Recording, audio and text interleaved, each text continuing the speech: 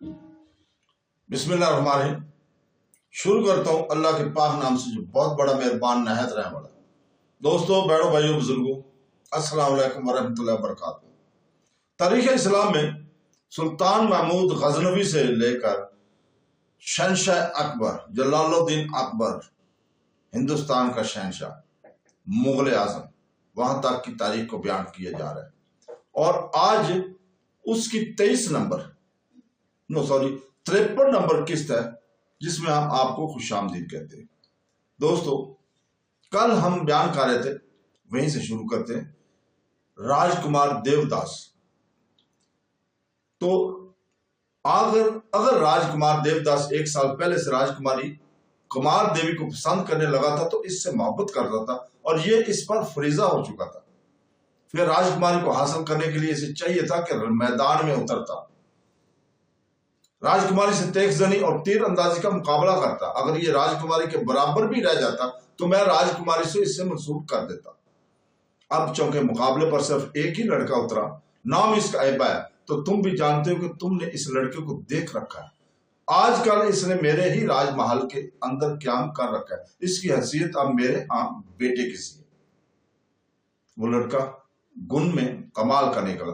इस राजकुमारी को न सिर्फ तीर अंदाजी बल्कि तेख जनी में भी नीचा दिखाया। लिहाजा ऐलान के मुताबिक राजकुमारी को इससे मंसूब कर दी गई। और अब सूरत यह है कि मेरी राजकुमारी देवी भी इसकी तरफ मायल हो चुकी है। मैं समझता हूँ इसे पसंद करने लगी है, इसे चाहती है। अब इस मौका पर तुम ही सोचो, क्या यह मुमकिन है कि मैं अपनी बेटी की सगाई मंसूब करके इसे राजकुमार देवदास आपके बेटे से मंसूब कर दूं?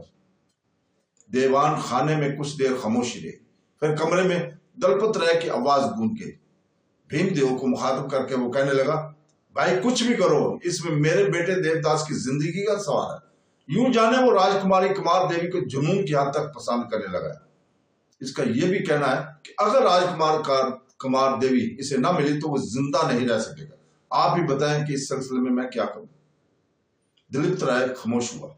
तब कुछ अजीब सी अंदाज में भीमदेव इसकी तरफ देखता रहा। फिर कहने लगा, ये सवाल करके आपने हमें बड़ी मुश्किल में डाल दिया। देवदास अगर 1 साल से राजकुमारी को चाह रहा था तो इससे मुकाबले में हर सूरत हिस्सा लेना चाहिए था। इस सूरत में राजकुमारी को हासिल कर सकता था। अगर इसने ऐसा नहीं किया तो मैं इसके लिए सिर्फ एक काम कर सकता हूँ। आप लोग आराम करें, कल देवदास और राजकुमारी कुमार देवी के मुकाबले का एहतमाम किया जाएगा। अगर देवदास कुमार देवी को तीर अंदाजे में मात कर गया तो मैं राजकुमारी को देवदास से मंसूब कर दूंगा और इस मुसलमान लड़के ऐबा से इस सिलसिले में माजरत कर लूंगा और इसे इनाम से नवाजते हुए जिन सरजमीनों से वो तल्लुक रखता है इन्हीं की तरफ इसे रुखसत कर दूंगा। इसके अलावा मैं कुछ नहीं कर सकता। इस मौका पर दिलीप राय ने कुछ सोचा, फिर भीमदेव की तरफ देखते हुए कहने लगा, राजकुमारी कुमार देवी इस वक्त कहाँ है? मैं इससे भी मिलना चाहता हूँ और इससे भी इस मौजू पर गुफ्तगू कर लेने में कोई हर्ज तो नहीं है। इस बार जवाब देते हुए राजकमल बोल उठी, राजकुमारी इस वक्त घुड़दौड़ के लिए निकली है। मेरे ख्याल में वापस आने ही वाली होगी। एंड इस वक्त कुमार देवी दीवान खाने में दाखिल हुई और सबको मुखातब कर कहने लगी, मैं घुड़दौड़ से आ गई। पहले वो सोमकर्ण और चंपा नीर से मिली, फिर अपनी मां राजकमल के करीब आकर बैठ गई। इसकी तरफ देखते हुए दर्प राय बोल उठा, बेटी तुम्हारी गैर मौजूदगी में हमने एक मौजू पर गुफ्तगू की है और ये मौजू तुम्हारी जात से तल्लुक़ रखता है। उच्च के राजा दलपत राय के खामोश होने पर राजकुमारी कुमार देवी बोल उठी, इस दीवान खाने में दाखिल होने के बाद जो गुफ्तगू आपने मेरे बाप के साथ की, मैं इस गुफ्तगू को सुन चुकी हूँ। मैं दरवाजे के करीब ही खड़ी थी। सारी गुफ्तगू मैंने वहां खड़े होकर सुनी है और अब मैं अंदर आई हूँ। इस सिलसिले में पहली बात मैं ये कहूंगी कि अगर देवदास मेरे लिए को मोहब्बत का जज्बा रखता था तो इसके तहत इसे मुकाबले में हिस्सा लेना चाहिए था। मुकाबले के लिए इसे 2 मौके मिले, एक पिछला साल और एक ये साल। दोनों मुकाबलों में इसने हिस्सा नहीं लिया। इसका मतलब यह है कि अपने आप को हिस्सा लेने के काबिल ही नहीं किया करता था। ना ही अच्छा तेगजन है और ना अच्छा तीरंदाज। दूसरी बात जो मैं कहना चाहती हूँ वो ये कि मेरे पिताजी ने जो आपसे कहा है कि कल मेरा और देवदास का तीर अंदाजी का मुकाबला कराया जाएगा और अगर देवदास मुझे निशा दिखा दिया इसने तो ऐबा से मेरी सगाई खत्म करके मुझे देवदास से मंसूब कर दिया जाएगा।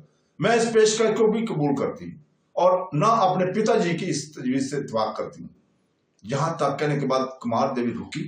कुछ देर वो बड़े गौर से लल पर रहे, सूंघकर चंपानियर और देवदास की तरफ देखती रही और फिर फैसला कुन अंदाज में बोल उठी, मेरे पास एक तजवीज है, अगर इस पर हम लोग अमल कर सकते हैं तो करके देख ले। तजवीज ये है कि अगर देवदास वाकई दिल की गहराई से मुझ पर मरता है, मुझे हासिल करने का ख्वाह है, तो फिर कल इसका और एब्बा का तेगजरी का और तीर अंदाजी का मुकाबला कराया जाए। इस मुकाबले के दौरान अगर देवदास एब्बा के साथ मुकाबले में बराबर रहा, तब भी मेरी सगाई एब्बा के साथ बरकरार रहेगी, और इसलिए कि मुकाबला बराबर रहने की सूरत में मेरा हकदार एब्बा ही होगा, क्योंकि पहले मुकाबला इसने जीता था और मेरी सगाई भी इसी के साथ हुई थी, लिहाजा मेरा हकदार वही रहेगा। ताहम अगर देवदास एब्बा को तीक्ष्ण और तीर अंदाजी में नीचा दिखा दे, इससे जीत जाए, तो फिर मैं आप लोगों से वादा करती हूँ कि मैं खुद एब्बा से माजरत कर लूंगी और खुद कहूंगी कि मुझे देवदास से मनसूख कर दिया जाए। मैं जानती हूँ एब्बा बड़ा फराग दिल लड़का है, वो महसूस नहीं करेगा, जैसा मैं कहूंगी वैसा ही करेगा और जिन सरजमीनों से वो आया है इधर ही चला जाएगा।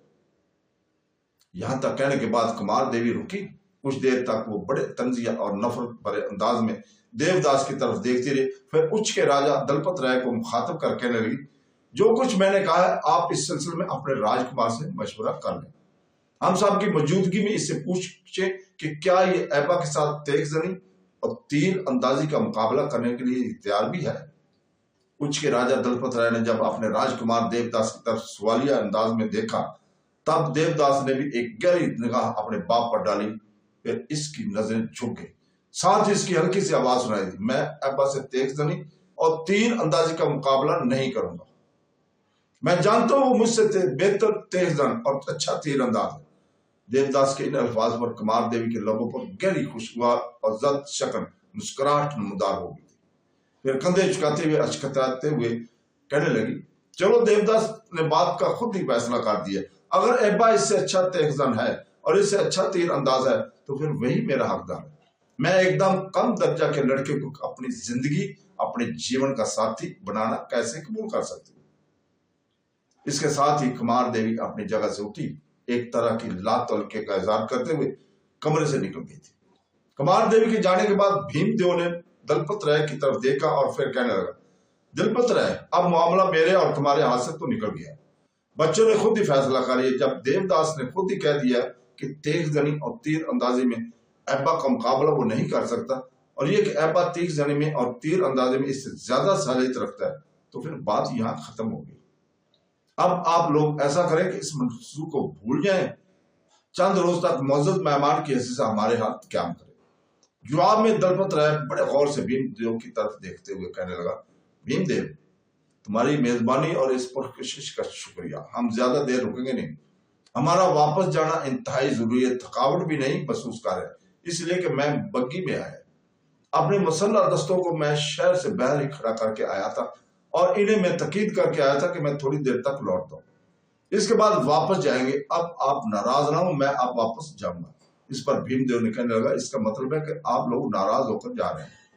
दलपत राय मुस्कुरा दिया, कहने लगा, नाराजगी कहाँ की, देवदास ने खुद ही फैसला कर दिया कि एब्बा तीर अंदाजी और तेगजनी में इससे बेहतर है, तो फिर ना आपसे शिकवा और ना किसी और से गिला। आप बिल्कुल मुतमिन रहें, मैं साफ दिल लेकर जा रहा हूं, कोई कदूरत नहीं है, कोई गिला नहीं है, कोई शिकवा नहीं है। इसके साथ ही सब आपस में मिले। इसके बाद दलपत राय अपनी रानी, राजकुमारी और राजकुमार देवदास को लेकर वहां से रुखसत हो गए। दीवान खाने से निकलकर राजकुमारी कुमार देवी एब्बा के कमरे में दाखिल हुई थी। इस वक्त वो एक निश्चित पर बैठा होता, कुमार देवी आगे बढ़कर इसके पहलू में जो निश्चित थी इस पर वो बैठी। एब्बा थोड़ी देर तक बड़ी गौर से इसकी तरफ देखता रहा और कहने लगा, कुमार देवी, जिस वक्त तुम मेरे साथ घोड़दौड़ से वापस आई थी, इस वक्त तुम्हारे चेहरे के तासुरात कुछ और थे। अब जाके तुम दीवान खाने से निकलकर इधर आई हो मेरे पास, तो तुम्हारे चेहरे के तासुरात कुछ मुख्तलिफ है। क्या उच्च का राजा दलपत राय यहाँ के लोगों के लिए कोई बुरी खबर लेकर आया है? एब्बा के इन अल्फाज पर कुमार देवी के खूबसूरत और हसीन चेहरे पर हल्का सा तबस्सुम नमदार हुआ।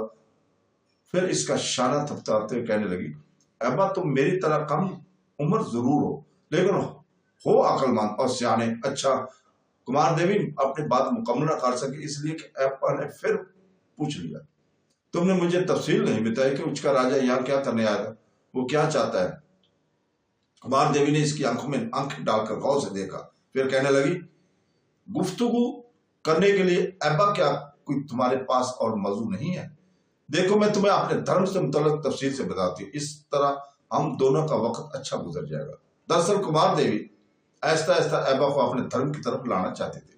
इस बना पर इसने इस किस्म की गुफ्तगू की थी, लेकिन इसकी खामोश होने पर ऐबा फिर कहने लगा, मैं तुम्हारे धर्म से मुतल्लिक भी सुन लूंगा, सुनने से इनकार नहीं कर रहा, लेकिन फिर वक्त मैं ये पूछ रहा हूं कि तुम्हें हुआ क्या है, इसलिए कि तुम जब दीवान खाने से उठकर मेरे कमरे में दाखिल हुई थी तो तुम्हारे चेहरे के तासर कुछ मुख्तलिफ थे।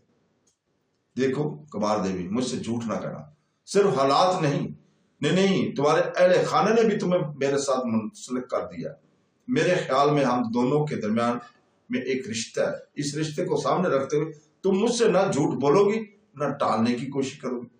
जवाब में कुमार देवी ने एक हल्का सा कह कर लगाया और कहने लगी, मैं अगर तुम्हारे सामने झूठ बोलना भी चाहूंगी तो बोल नहीं सकती।